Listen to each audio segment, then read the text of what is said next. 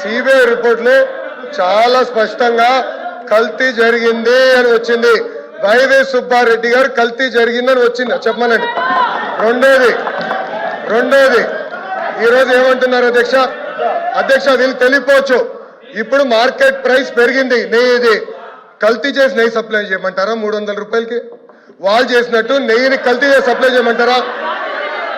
ఈ రోజు common sense గూగుల్లో చెక్ చేయొచ్చు ఎంతుందో మార్కెట్ ప్రైస్ మీకు తెలుసు.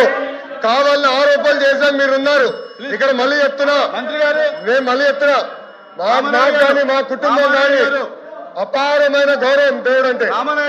మేము ఏనాడు మాకు రైట్ ఉన్నా ముఖద్వారం నుంచి నడవాలా, క్యూ కాంప్లెక్స్ నుంచి వెళ్ళిన ఘనత మాది. మీ నాయకుడు కనీసం సంతకం పెట్టలా. మీరే మారుతారు మీరే మారుతారా? చెప్పేవాళ్ళు సిగ్గుండాలి. కల్తీ జరగలేదంటారా? దేవుడు వదిలిపెట్టాడు.